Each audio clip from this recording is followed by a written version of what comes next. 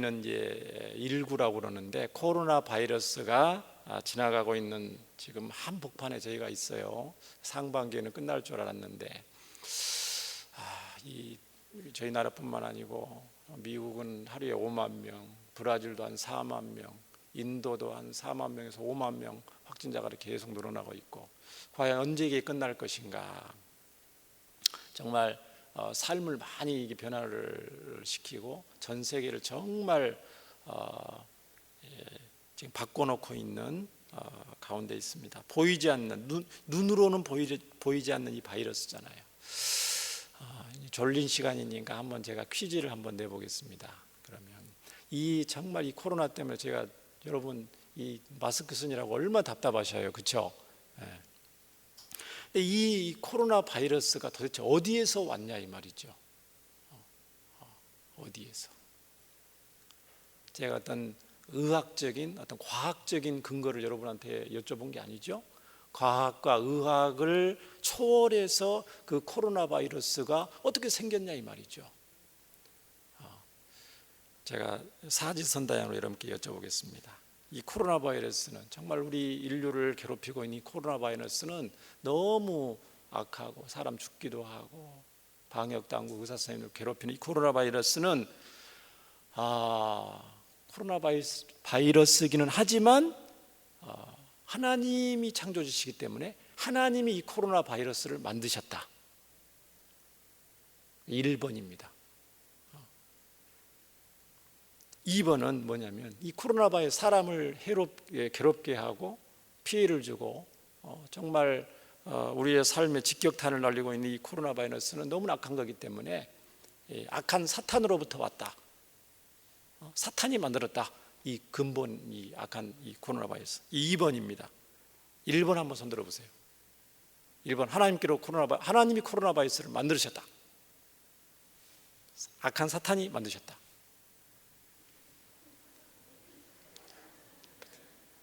손 안 드실 줄 알았습니다. 그러면 하나님도 안 만드셨고 사탄도 만들지 않았고 우연히 이거는 살다 보니까 만들어진 거다. 중국 우한 쪽에서 우연히 이렇게 살다 보니까 만들어진 거다. 3번. 4번은 뭐겠습니까? 빨리 하세요. 자, 하나님은 성경에 창조주라고 하셨거든요. 이 창조주라는 것은 모든 것을 만드신 분이란 말이에요. 이제 만드셨어요. 지금 창조는 이미 만들어졌어요, 창세기에. 그러면 지금 2020년은 이 창조된 이 피조물들을 하나님께서 주관하고 계시는 거거든요. 하나님은 창조주로서 온 세상과 자연 만물, 인간과 눈에 안 보이는 바이러스와 그 다음에 눈에는 보이지 않는 그 영적인 세계, 천사나 악한 귀신들이나 그 영적인 세계, 모든 것을 주관하고 계신 분이에요. 그래서 하나님은 하나님이 통치하고 다스리는 이 세상은, 그게 보이는 세계든 미생물의 세계든 보이지 않는 세계든 자연계든 어떤 세계든지 간에 우연이라는 건 없어요. 다시 말로 말하면 하나님의 간섭과 하나님의 통치를 벗어나는 영역이 없어요. 만약에 영역이 있다고 하면 하나님이 이 창조주가 아니신 거예요. 하나님의 통치 영역이 미치지 않는 외가 없다고 성경은 말씀을 합니다. 성경을 보면은 하나님께서 세상에 되어져가는 모든 일들을, 그죠? 세상에 되어져가는 모든 일들을 하나님이 다 계획하셔서 의도하셔서 그 일들을 통해서 결국은 하나님의 뜻을 이루어 가신다고 성경은 말씀을 해요. 세상의 모든 일들을 하나님이 계획하셔서 통치하셔서 하나님의 뜻을 이루어 가신다. 이걸 이제 다른 말로 말하면 좀 섭리라는 말로 이렇게 표현을 합니다. 성경적인 직접적인 용어는 아니지만 이제 우리가 그거를 이러한 하나님의 어떤 통치, 다스리심, 이런 것들을 이제 섭리라고 하는데요. 한번 따라서 해보시기 바랍니다. 하나님의 지혜와 하나님의 능력과 하나님의 선하심 속에서 모든 일이 통제되고 있다. 하나님의 지혜 가운데 이 세상의 모든 일이 통제되고 있음을 믿습니다. 하나님의 능력 가운데 또 하나님의 선하심 가운데 이 세상에 되어져 가고 있는 모든 일들이 통제되고 있음을 우리는 믿습니다. 그래서 웨스트민스터 신앙고백서 5장 1절에 이거를 정의를 해놨습니다. 하나님께서는 가장 큰 것에서부터 가장 작은 것에 이르기까지 모든 피조물과 그의 행동을 통치하신다. 이렇게 정의를 해놨어요. 여기서 가장 큰 것에서부터 가장 작은 것에 이르기까지 온 우주, 태양계뿐만 아니라 은하계뿐만 아니라 온 우주를 말하는 거죠. 가장 큰 것에서부터 지구에 존재하는 눈에 보이지 않는 그 미생물, 세균, 바이러스까지 하나님이 통치하고 계신다. 성경에는 참새 2마리가 하나님의 허락 없이는 떨어지지 않는다 이렇게 표현하셨고요. 또 이거를 우리 하나님의 자녀들의 머리털까지 세심받는다 이렇게 표현을 했어요. 이 성경적인 2000년 당시 기록될 당시 성경적인 표현이고, 성경을 보면은요 오늘 말씀에 모든 것이 합력하여 선을 이룬다 이렇게 말씀하셨는데, 이 모든 것에는 뭐가 포함이 되겠어요? 인간의 악함까지도 사용하셔서 하나님의 선한 목적을 이루시는 하나님이다 이런 표현이죠. 이 모든 것을 합력해서 선을 이룬다. 그러니까 모든 것에는 우리가 원하는 바라는 어떤 상황과 환경과 여건도 있는 거예요. 좋은 어떤 그런 모든 것들도 포함이 되는 거예요.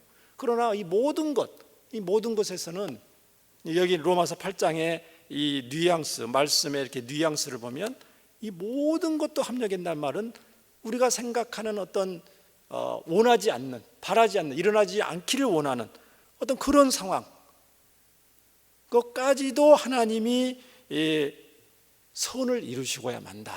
이제 그런 말씀이잖아요. 이 성경적인 로마서 8장 28에 이 성경적인 이제 사례들을 몇 가지 있는데 제가 말씀을 좀 찾아보기를 원합니다. 첫 번째로 모든 것을 합력해서 선을 이루시는 하나님이 어디에 나타나 있냐면 대표적으로 놀라운 장면들이 곳곳에 있어요. 성경 보다 보면 그 중에서 요셉의 이야기를 통해서 우리는 알 수가 있습니다. 자, 요셉의 이야기 여러분 잘 아는데 요셉은 형들로부터 시기를 받았습니다. 요셉의 형들이 요셉을 미워하죠. 성경을 보니까 죽이기를 원했어요. 구덩이를 파서 집어넣었어요. 그러다가 결국은 애굽의 노예로 팔아버립니다. 17살 때 정말 기구한 신세죠. 노예 신세. 요셉은 어떤 마음 들었을까요? 왜 내가 형들을 잘못 만나서 이렇게 비참한 노예로 애굽에 끌려오게 되었을까? 이렇게 생각할 수도 있겠죠. 형들만 내가 잘 만났으면 이렇게 힘든 일을 안 당해도 될 건데, 또 반대로 또 뭐 여러 가지 생각할 수 있겠죠. 인간적으로 내가 만약에 장자로 태어났다면 과연 동생들이 그 당시 형을 이렇게 할 수가 있겠어요? 아무리 밉더라도 그냥 있어야 되겠죠. 근데 어쩌다가 막내로 태어나서, 물론 베냐민도 있었지만 끝에서 태어나서 이렇게 비참한 일을 당했을까? 또 뭐 여러 가지 생각할 수 있겠죠. 인간적으로 내가 만약에 남자가 아니고 여자로 태어났었다면, 딸로 태어났었다면 이렇게 노예로 이렇게 팔릴 신세가 되었겠어요? 안 됐겠어요? 안 될 수도 있죠. 그 당시 상황을 봤을 때 뭐 여러 가지 생각할 수가 있습니다. 그런데 어쨌든 요셉은 이 형들 때문에 내가 이렇게 기구한 인생을 살 수밖에 없었다. 얼마나 괴롭겠어요. 그런데 나중에 우리는 창세기 45장 5절에 이런 요셉의 고백을 들을 수가 있습니다. 요셉이 나중에 형들을 만나잖아요. 애굽의 총리가 돼서. 창세기 45장 5절 한번 말씀 준비했는데 한번 읽어보겠습니다. 당신들이 나를 이곳에 팔았다고 해서 근심하지 마소서, 한탄하지 마소서. 하나님이 생명을 구원하시려고 나를 당신들보다 먼저 보내셨나이다. 그러니까 형들의 죄악을 하나님의 뜻을 이루는데 하나님께서 사용하셨다는 거예요. 형들의 죄악을 지금 그렇게 보고 있는 거죠.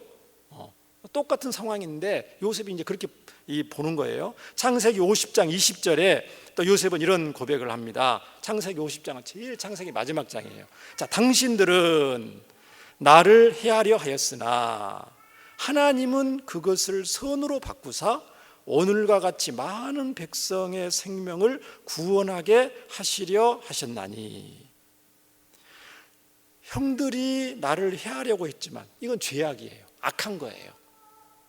동생을 이렇게 죽이려고 하는 건 아무리 밉더라도 이렇게 하는 건 악한 거예요. 그러나 하나님은 그 악한 형들의 행동을 선으로 바꾸셔서 오늘과 같이 많은 백성의 생명을 구원하게 하시려 하셨습니다.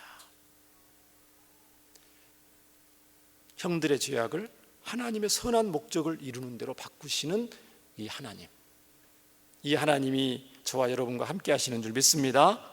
합력하여 선을 이루신다. 대표적인 사례가 되겠습니다. 이렇게 똑같은 상황임에도 불구하고 이 요셉의 신앙을 다른 말로는 하나님의 섭리를 믿는 신앙, 하나님의 어떤 절대 주권을 믿는 신앙이라고 우리가 표현을 할 수가 있어요. 그러니까 요셉과 같은 그런 신앙을 가지고 있게 되면, 저와 여러분도 그런 신앙을 갖게 되면 똑같은 상황을 만나게 되면은 어떻게 됩니까? 원망과 불평 대신에 감사가 나오게 되겠죠. 또 절망과 낙심 가운데 있는 상황이 닥칠지라도 그때 뭐 하겠어요? 하나님 앞에 기도하는 신앙으로 바뀌게 되는 것을 볼 수가 있습니다. 출애굽 당시에요. 이제 이스라엘 백성들이 이제 애굽에서 나와야 되는데 누가 허락을 해야 되냐면 바로가 허락을 해야 되죠. 그래서 성경을 보니까 바로가 허락해 주겠어요, 안 해주겠어요? 허락해 주지 않겠죠. 쉽게 200만 명이나 되는 그 많은 사람들을 노예로 쓰면 좋은데. 그래서 출애굽기 9장 35절에 보면, 자, 성경이 이렇게 되어 있습니다.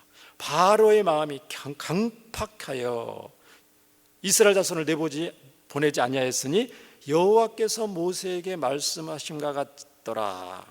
주어가 누구예요? 마음이 강팍한 사람은 누구예요? 바로죠. 바로가 주예요. 바로의 마음이 강팍해서 이스라엘 자손들을 하나님 명령인데도 안 하는 거예요. 말 안 듣는 거예요. 출애굽기 11장 10절에 이 똑같은 내용을, 자, 모세와 아론이 이 모든 기사를, 기적이죠, 기적을 바로 앞에서 행하였으나 여호와께서 바로의 마음을 강팍해 하셨으므로 그가 이스라엘 자손을 그 나라에서 보내지 아니하였더라. 자, 여기서는 주어가 누굽니까? 바로의 마음이 강팍하게 된 거는 누가 하셨다고 그랬어요? 여호와께서. 주어가 하나님이에요. 자, 그런데 출애굽기 4장 21절에, 출애굽기 앞부분이죠. 자, 여기에 대해서 하나님 뭐라고 말씀하시냐면, 모세한테 바로 왕에게 가서 애굽에서 나가게 해라 말하기 전에 출애굽기 4장 21절에 하나님 이런 말씀하십니다. 여호와께서 모세에게 이르시되 내가 애굽으로 돌아가거든 내가 내 손에 준 이적을 바로 앞에서 다 행하라. 그러나 내가 그의 마음을 강팍해 한즉 그가 백성을 놓지 아니하리라. 미리 말씀하신 거죠. 미리 말씀하신 거거든요. 아니나 다를까 이 말을 듣고 바로한테 가서 했더니 말 안 들어요. 기적을 했는데도 강팍해서 말. 무려 10가지 재앙할 때마다. 성경에 보면 첫 한 가지, 두 가지, 세 가지, 네 가지 하고 나서 재앙의 끝부분에 가면 바로가 여전히 강팍해서, 바로가 여전히 강팍함으로 이스라엘 백성들을 내보내지 않더라. 이런 말씀이 계속해서 반복되어 있습니다. 그러니까 바로가 강팍한 마음을 가지고 있는데 거기에 하나님의 섭리가 있다는 거예요. 모든 일이 하나님의 통제 안에 지금 일이 진행되고 있는 거예요. 자, 그러면 여기에서 우리는 의문이 생기죠. 근본적인 의문.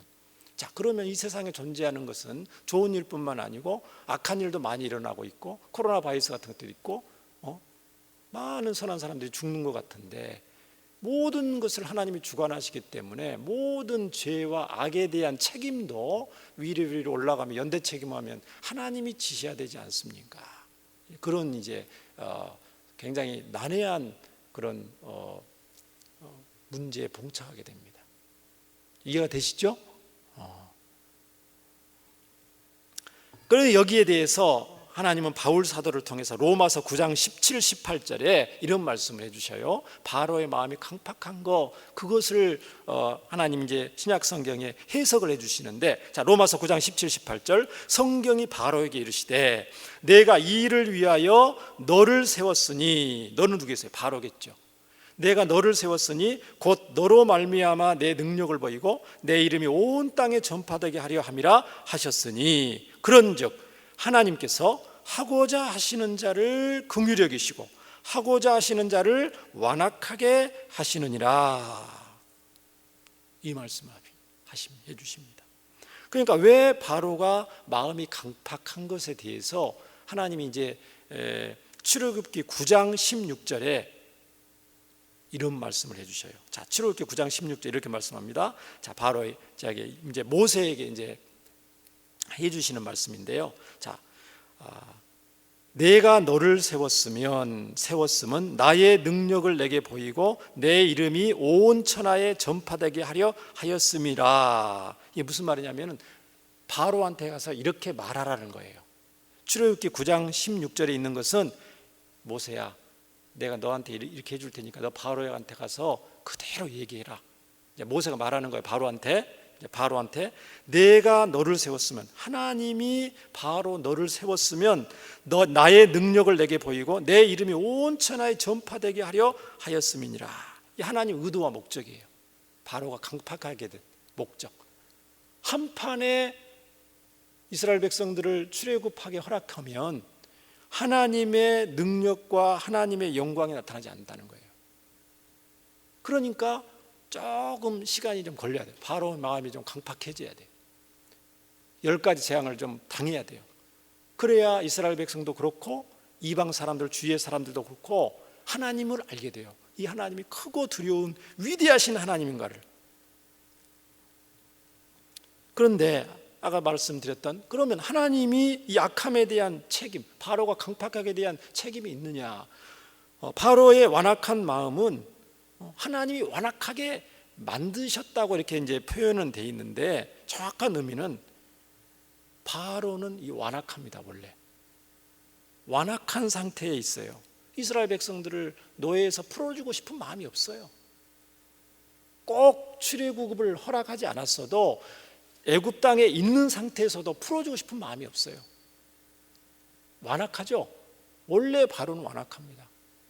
완악한 상태에서 400년 동안 이스라엘 백성들을 붙잡고 있는 거예요. 그 상태로 하나님이 그냥 내버려 두시는 거예요. 다른 말로 이제 신학적인 용어로는 유기다. 유기. 내버려 뒀다. 완악한 마음 상태로 내버려 두어서 하나님이 전혀 관여치 않으시는 거예요. 모든 사람이 죄를 범하였으며 하나님의 영광에 이르지 못하였다. 모든 사람이 저주와 심판의 대상. 그런데 우리 성도는 어떻습니까? 바로와는 달리 우리들도 완악했어요. 하나님 알기 전에 완악했는데 완악한 마음 상태로 내버려 두지 않으시고 하나님께서 특별한 은혜로 긍휼을 베푸셔서 저와 여러분의 마음을 움직여 주시고 감화 감동해 주셔서 완악한 상태에서 부드럽게 돼서 예수님을 영접하고 하나님의 자녀가 된 거죠. 이게 하나님의 은혜거든요. 똑같은 바로한 상태였는데 바로는 그냥 내버려두고 저와 여러분은 특별한 하나님의 은혜로 마음을 부드럽게 해주셨어요. 말씀이 믿어주고 깨달아주고 상식적으로 도저히 안 되는 것들이 믿어주고 깨달아주고. 이게 반대로 잘 보면 현재 어떤 완악한 자라도 바로와 같이 어떤 강팍한 자라도 하나님께서 저와 여러분에게 베풀어 주셨던 크신 은혜와 긍휼을 그 사람한테 베풀어 주시고 해 주시면 그 사람이 변화되겠어요, 안 되겠어요? 변화되죠. 저와 여러분이 변화된 것처럼.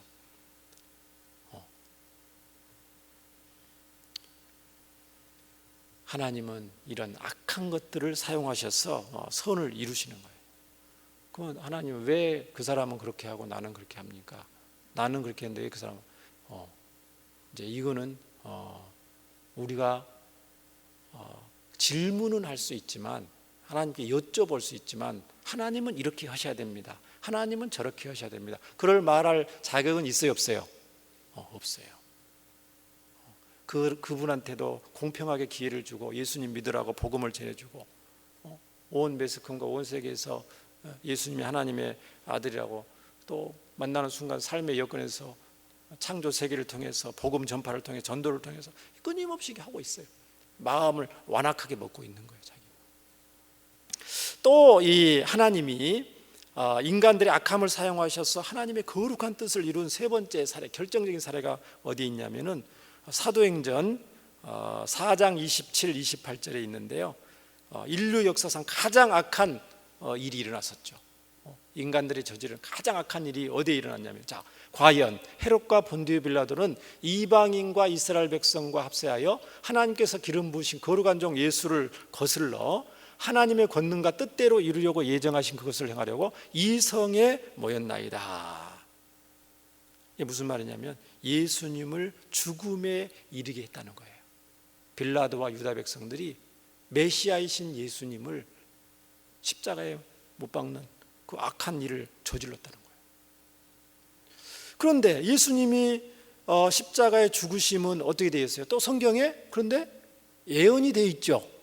예정이 되어 있어요. 예정은 되어 있는데 이 빌라도와 유다 백성들이 이 예수님을 십자가에 못 박아요.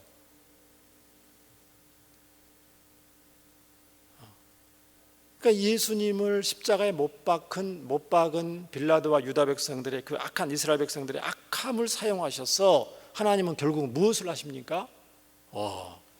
성경에 예언된 인류 구원의 대역사를 이루시죠. 악함을 사용하셔서. 그런데 이 예수님을 십자가에 못 박힌 것은 악한 거예요. 도저히 인류 역사상 가장 악한 행동이에요. 그래야 우리 사도신경에 맨날 본디오 빌라도 이름 부르잖아요. 그러니까 인간들의 이 악함이라는 것은 누가 시켜서가 아니에요. 예수님을 못 박으라고 하나님이 이렇게 강요를 한 것도 아니에요. 그 본디오 빌라도의 그 마음, 유다 백성들의 마음, 이것이 자기들의 의지를 가지고, 하나님이 주신 자유 의지를 가지고 자기들이 못 박은 거예요. 물론 그들이 못을 받지 않았다면, 예수님이 십자가에 죽지 않았다면 어떻게 했겠어요? 다른 악한 사람이 또 예수님을 십자가에 못 박혀 죽게 하셨겠죠. 자, 오늘 본문 다시 한번 읽어보겠습니다. 말씀 로마서 8장 28절 다시 한번 읽어봅니다. 시작. 우리가 알거니와 하나님을 사랑하는 자 곧 그의 뜻대로 부르심을 입은 자들에겐 모든 것이 합력하여 선을 이루느니라. 주어가 생략되어 있어요. 모든 것이 앞에. 누가 모든 것을 합력해서 선을 이루신다고 그랬나요? 이게 누구예요? 주어가 생략되어 있어요. 누가 이루시는 거예요? 하나님께서 모든 것을 합력하여 선을 이룬다. 우리는 오늘 말씀을 통해서 모든 것을 합력하여 선을 이루시고야만은 좋으신 하나님을 늘 기억해야 될 줄 믿습니다. 늘 기억해야 돼요. 늘. 왜냐하면 인생 항해가요 그렇게 만만하지 않습니다. 신앙의 여정이 그렇게 만만하지 않아요. 야곱과 같이 파란만장 이런 것까지는 않다 하더라도 저와 여러분이 사는 오늘날 끊임없는 고난이 있습니다.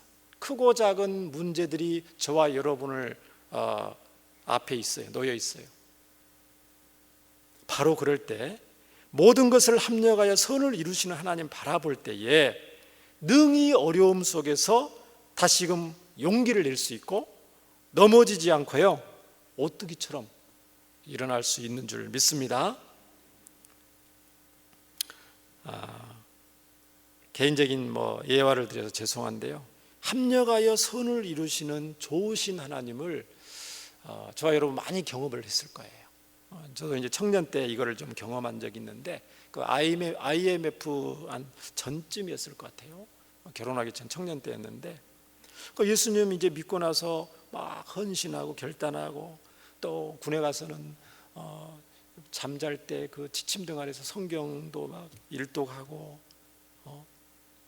또 진로를 놓고 이제 하나님 앞에 기도하고 그렇게 열심을 냈을 때 새벽에도 막 가고 새벽 예배도 참석하고 그럴 때 이제 특별히 이제 너무 예수님이 좋으니까 가족들을 위해서 당연히 기도하게 되죠, 여러분.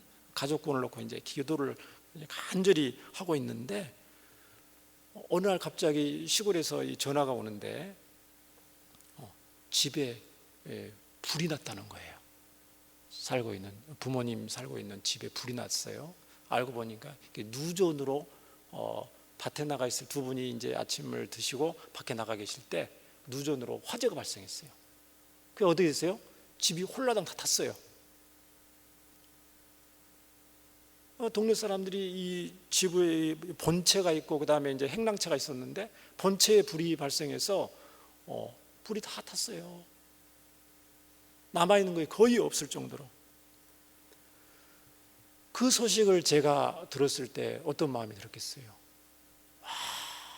가족들을 위해서 기도하고 있고 내가 불신 가정에서 태어나서 우상 숭배하는 가정에 태어나서 처음으로 예수님 믿고 가족을 위해서 기도하고 있고 복음 전하를 하고 있는데 불이 나서 거의 다 타버릴 정도로 굉장히 당황하고 슬퍼요. 너무 슬프죠. 당장 딸려 내려갈 수도 없는 그런 상황에 있는데 서울에서 그래서 새벽에 이제 기도를 하는데 근데 알 수 없이 부모님을 위해서 불에 타버린 그런 상황을 놓고 기도를 하는데 가슴 깊이 말할 수 없는 감사가 막 터져 나와요. 감사가. 기도하는데 아니 뭘까 이게? 지금 이 감사할 때는 아닌데 지금 빨리 지금 일을 정리하고 내려가던가 아니면 지금 말할 수 없는 감사가 이게 나오는데 이제 시간이 없으니까 결국 어떻게 되냐면요, 하나님의 선하신 계획이 있었어요. 여기에 무슨 내용이냐면 그 집이 오래된 집이에요. 원래는 초가집이었는데 지붕 개량해서 기와집으로 만든 시골에 이제 상상되시죠? 굉장히 허름한 그 집이에요. 물론 제가 거기 태어났던 곳이었는데 그게 이제 그 연세에 있는 이 부모님이 솔직히 말하면 그 집을 빨리 없애고 거기에 터에다가 새 집을 원래는 지어야 될 정도로, 무슨 말인지 아시죠? 근데 시골 어르신들께서 그렇게 하시겠어요? 안 하시겠어요? 안 하시죠. 멀쩡한 집인데 살 수 있는 거처하는 곳인데 좁다고 해서 없는 돈을 싹 빌려서 그 집을 짓겠어요? 당연히 안 짓겠죠. 결국은 IMF 전이어서 시장도 그 어려움을 당했다고 찾아와서 이렇게 하고 주위에 있는 사람들이 어떻게 연락이 돼서 돕게 돼서 장기 저리 대출로 그 주택 자금을 그 집을 지을 수 있는 특별 케이스로 그 대출을 받아서 그 집을 짓게 됐어요. 벽돌로 슬라브 집으로. 시골에 벽돌 슬라브 집이 없었습니다. 그 당시에. 기와집은 큰 부잣집은 기와집은 멋있는 집은 있어도 벽돌로 싼 슬라브 집은 없었어요. 근데 얼마나 이 조건이 좋냐면 10년 동안 이자를 안 내도 돼요. 원금 이자 안 내도 돼요. 거치 기간이 10년이에요. 10년 후부터 원금과 이자를 굉장히 낮은 이율로 갚아가는데 가을 거지가 끝나면 조금씩 해서 20년 동안 갚을 수 있어요. 어때요? 여러분 그런 조건이라면 여러분 대출 받고 싶죠? 거의 그냥 평소대로 생활해도 그냥 할 수 있는 거예요. 쉽게 말하면. 그래서 그 마을 최초로 집을 짓고요. 굉장히 튼튼합니다. 이 정도 두께의 벽이. 아시는 분 통해서 이렇게 해서 굉장히 저렴하게 튼튼하게 집을 지어서 그 몇 년 있다가 어떻게 됐습니까? 결혼해서 저희 아내 데려갔죠. 그래 큰 소리 치고 이게 멋있는 집에 우리 살고 있다. 아마 그 예전 집에 있었다면 굉장히 제가 좀 어깨를 펴지 못했을 거예요 아마. 여러분 이것뿐만 아니고요. 실패와 허물, 절망, 낙심, 가난할 때 전화 위복으로 삼으셨던 하나님을 여러분은 여러분 인생 가운데 많이 경험하셨을 것입니다.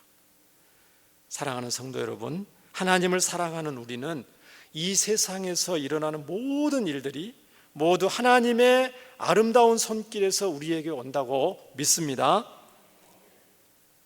하이델베르그 요리문답에 이렇게 기록되어 있어요. 꽃잎이나 풀잎, 비나 가뭄, 풍년이나 흉년, 음식이나 물, 건강이나 질병, 번영이나 가난, 이 모든 것이 다 우연하게 나타나는 것이 아니라 아버지다운 손길에서 나옵니다. 우리가 알거니와, 이 말은 무슨 말이냐면요, 우리는 분명히 확실하게 알고 있습니다. 우리가 알거니와, 이 말은 우리는 분명히 확실하게 알고 있습니다. 하나님을 사랑하는 자, 하나님의 뜻대로 부르심을 입은 자들에게는 모든 것이 합력하여 선을 이룹니다. 이것을 우리는 분명히 안다는 거예요. 하나님께서는 주권적인 사랑과 지혜로 모든 것이 선한 목표를 가도록 지금도 이끌고 계시는 줄 믿습니다. 역사의 주관자이신 하나님은 그를 사랑하는 성도에게, 저와 여러분이죠, 저와 여러분 가운데 일어나는 모든 일 뒤에서 그 일들과 함께 일하심으로써 그것이 고난이든 탄식이든지 간에 그 어떤 것이라도 저와 여러분이 최종적인 구원을 이루도록 하나님의 선하신 뜻을 완성할 수 있도록 저와 여러분이 당하는 고난, 탄식을 과정과 수단으로 사용하신다고 성경은 말씀을 합니다. 사랑하는 성도 여러분, 여러분들 중에 혹시 정말 힘들고 어렵다고 느껴지는 것들이 지금 있으신가요? 여러분을 정말 답답하게 만들고 여러분 삶의 근심거리가 되고 여러분을 의기소침하게 하는 그것이 과연 무엇입니까? 우리 하나님은 반드시 그것들을 선으로 바꾸셔서 여러분 각자를 향한 하나님의 크신 목적, 선한 목적, 거룩한 목적을 이루시고야 마실 것입니다. 아멘이십니까? 왜 그렇습니까? 우리가 하나님을 사랑하기 때문입니다. 아니, 오늘 성경에 있는 대로 먼저 하나님이 우리를 사랑하셨기 때문인 줄 믿습니다. 모든 것이 합력하여 선을 이룬다. 좋은 것뿐만 아니라 나쁜 것. 좋은 거 뭐가 있습니까? 우리의 재능을 통해서 은사, 건강, 충성, 봉사, 우리가 잘 되고 있는 것을 통해서 하나님은 선을 이루신다. 나쁜 것이 무엇입니까? 우리가 원치 않는 것이 무엇입니까? 가난, 질병, 약한 것들, 우리의 실패, 우리의 허물, 우리가 죄로 인해서 당하는, 하나님으로 당하는 징계, 이런 것들이죠. 이런 것들까지도 하나님은 합력해서 하나님의 거룩한 선을 이루시고야 만다고 성경에 선포하고 있습니다. 성도가 당하는 고난은, 성도가 당하는 모든 고난은 신앙 성장의 계기가 되게 하실 줄 믿습니다. 하나님은 우리의 연약함마저도, 실패와 허물마저도 결국은 우리에게 유익이 되도록 섭리하심을 믿습니다. 사랑하는 성도 여러분, 말씀 마칩니다. 우리의 아버지 하나님은 모든 것을 합력하셔서 당신의 자녀들에게 유익을 주시고야만은 참으로 좋으신 하나님이십니다. 하나님의 자녀된 저와 여러분은 결국 하나님께서 절대적으로 구원의 삶을 보장하시는 정말 귀한 존재들임을 믿습니다. 그러므로 어떤 일을 만나든지 하나님께서 모든 것을 합력하셔서 선한 결과를 나에게 주실 것이라는 확신을 가지고, 믿음을 가지고 주님 오시는 그날까지 담대히 감사함으로 살아가는 저와 여러분 되기를 주의 이름으로 축원합니다. 큰 소리로 한번 외쳐야 되겠습니다. 한번 따라서 한번 해보세요. 이 좋으신 하나님께서 우리 다 함께 한번 하나님께 고백합시다. 큰 소리로. 자, 하나님 아버지 사랑합니다. 하나님 아버지 감사합니다. 예. 기도하겠습니다. 은혜와 사랑이 많으신 하나님, 모든 것을 합력하여 선을 이루시는 좋은 아버지 하나님께서 저와 여러분과 함께 하신다는 것을 또 말씀을 통해서 나눠주시니 감사드립니다. 하나님, 이 약속의 말씀 늘 가슴판에 또 평생토록 기억할 수 있게 하셔서 힘들고 어려운 일을 당할 때마다, 만날 때마다, 답답하고 괴로운 일 있을 때마다 이것을 통해서 우리의 죄악과 허물을 통해서라도 선을 이루고야 마시고 하나님이 영광을 받으신다는 것을 꼭 기억하고 담대하게 오뚜기처럼 일어나는 주의 백성들 되게 하여 주옵소서. 예수님 이름으로 기도합니다. 아멘.